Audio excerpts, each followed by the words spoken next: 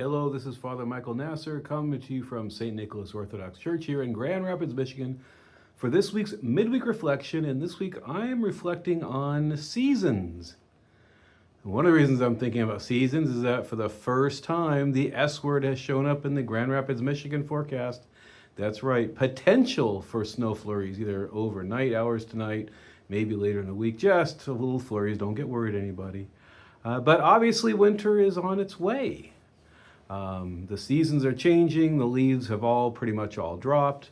And I love the seasons. I grew up in Southern California where there wasn't a whole lot of seasonal change, and ever since moving out east for the last several decades, I love them. I even love winter. Sorry, everybody. Sorry, Michiganders. I love winter. I love snow. But anyway, there's that kind of a season, obviously.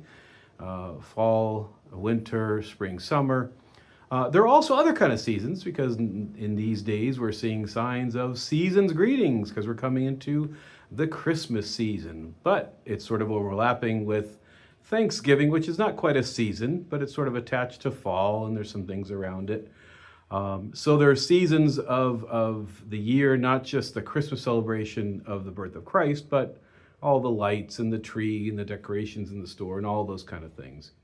But then there's another layer of seasons, and that's what I really want to reflect on, which is the seasons of the church. We have entered now into the season of the Nativity Fast, more commonly known here in the West as Advent. And this is our season of preparation for the Feast of Christmas, not just all the other stuff with the gifts and the tree, but the coming of the birth of Christ. So we prepare for 40 days. There's fasting. There are additional services. We encourage everyone to increase their prayer life, increase their fasting, their almsgiving, all as preparing for the coming of Christ, which is a feast.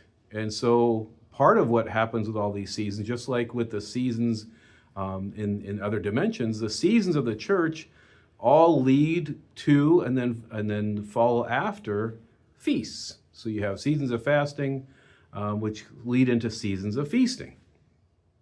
And it's a flow of life, just like the flow of the seasons are just a nice way of enjoying the passing of the year, that each season brings its beauty, its own particular qualities, and people get excited when it's summer and it starts to cool down, and fall, and the pumpkin spice lattes and all the other stuff of fall. And then for a little bit, there's a little bit of excitement for winter, although pretty soon that wears into let's have spring soon. We get excited about warmer weather and the leaves coming back on the trees, and then summer and all the beach and the fun and the sun and all that.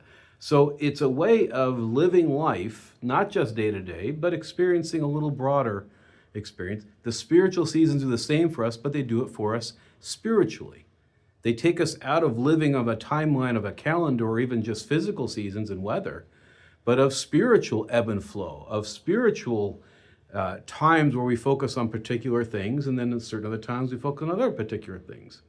For example, tonight our church is going to be celebrating the Orthros and the liturgy of the feast of the entrance of the Theotokos to the temple. Now here we're in the middle of a fasting season, but we have a feast. We just put the red on, and now we're going to go from the red of Advent back to the blue of the joy and the beauty of the Theotokos, and celebrating her entrance to the temple at the age of 3, coming to prepare herself to give birth to the Savior. She doesn't know this yet, but that's what's actually God is doing, preparing her for this very important role she's going to play.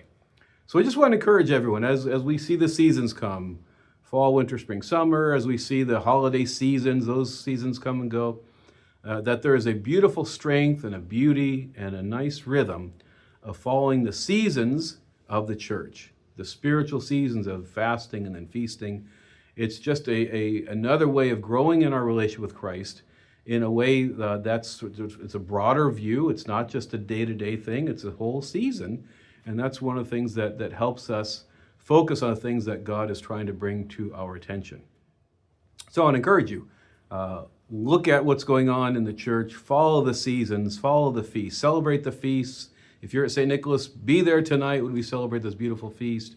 Continue preparing through the fast, getting towards Christmas, and I think you'll see that God blesses us tremendously by being attuned to the spiritual seasons of feasting and fasting, all of which help us see how much He loves us each and every day through all the seasons of our life.